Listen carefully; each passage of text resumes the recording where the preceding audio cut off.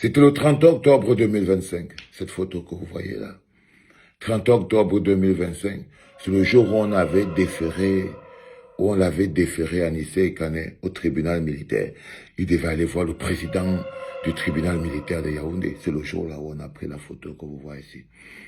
Le 30 octobre 2025. Le président Anissé Kane Georges meurt en détention illégale, sous statut juridique inconnu des lois de la République.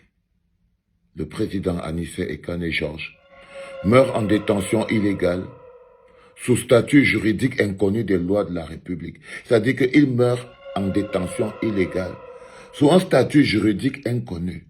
C'est-à-dire qu'on appelle ça un assassinat. Un kidnapping suivi d'un assassinat. Un statut juridique inconnu des lois de la République. Après une arrestation illégale, il meurt en détention illégale. On est dans un non-État. Le président Anissé Kane Georges meurt en détention illégale sous un statut juridique inconnu des lois de la République. Il n'a jamais été présenté à un juge. Jamais. Il n'a jamais été inculpé de quelques infractions que ce soit. Il a été auditionné une seule fois par le colonel Bialo Dieudonné, avant qu'il ne meure. Donc on va dire qu'il est mort pour rien. Le président Kane Anissé Georges a déclaré avoir affaire exclusivement à 3 personnes. Il les a appelés les provocateurs de la République. Le président Kane Anissé Georges a dit « Je ne suis pas ici pour discuter avec vous.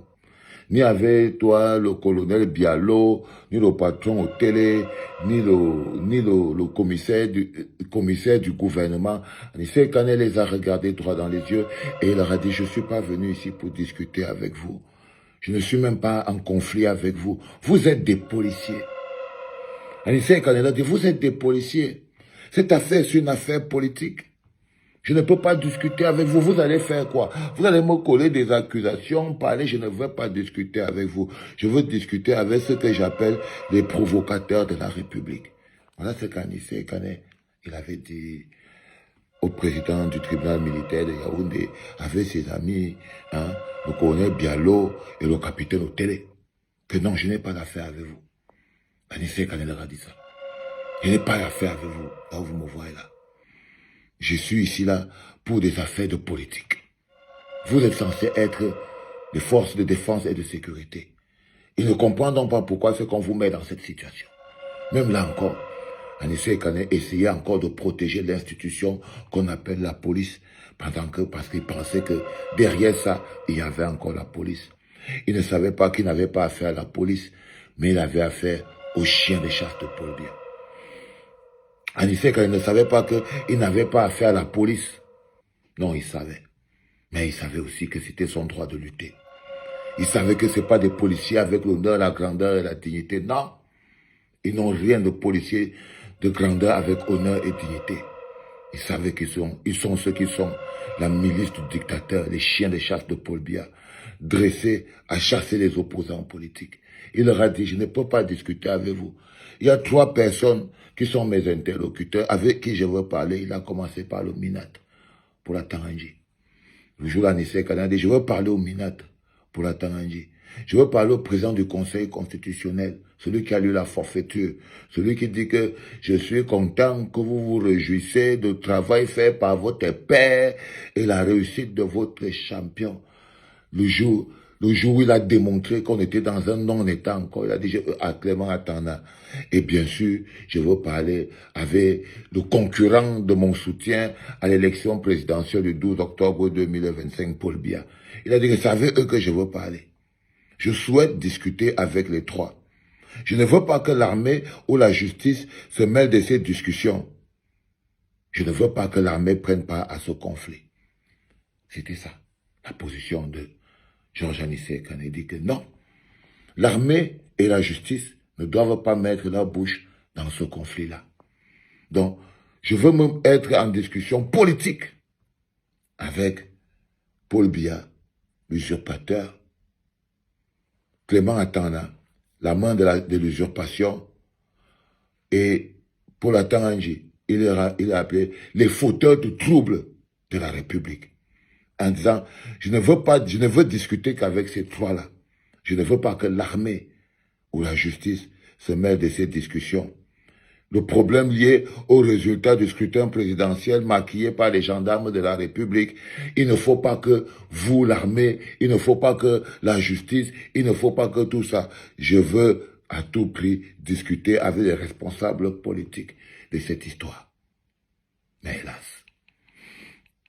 hélas, sous couvert d'une procédure fausse, illégale, en soutien à ses interlocuteurs, l'armée l'a conservé sans respect de Mandela's Rules, l'a privé de l'oxygène gratuite jusqu'à son décès. Une manière de lui administrer une mort lente. Une manière de lui administrer une mort lente. Quand on veut tuer quelqu'un de manière lente, c'est simple, tu lui enlèves l'oxygène, l'air que tout le monde respire. Tu lui prends cet oxygène-là et ils lui ont arraché l'air que tout le monde a le droit de respirer.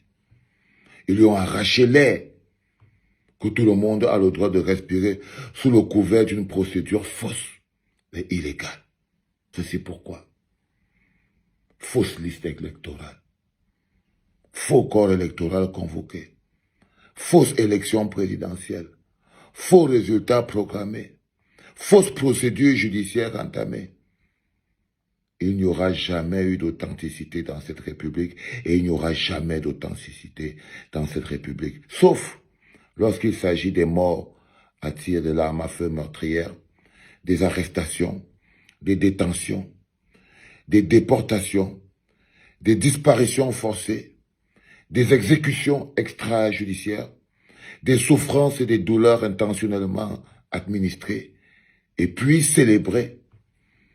Elles seront toutes une réalité administrative implacable sous les regards impuissants des autres citoyens, victimes ou non baptisés aujourd'hui. On nous appelle aujourd'hui les assaillants, parce que c'est comme ça qu'on appelle aujourd'hui les Camerounais, qui osent se lever pour dire non, nous sommes une république, nous sommes un peuple, nous avons des droits.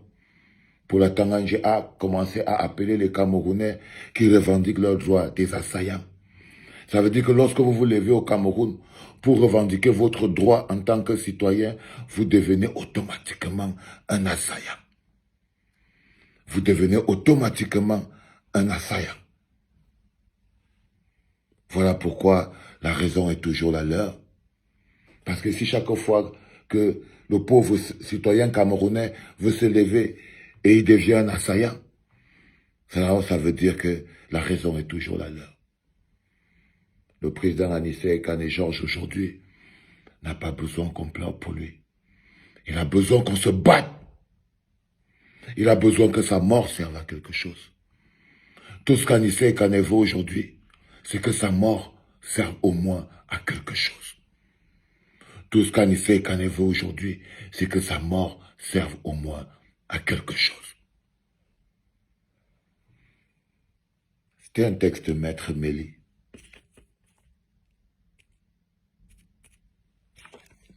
Yes.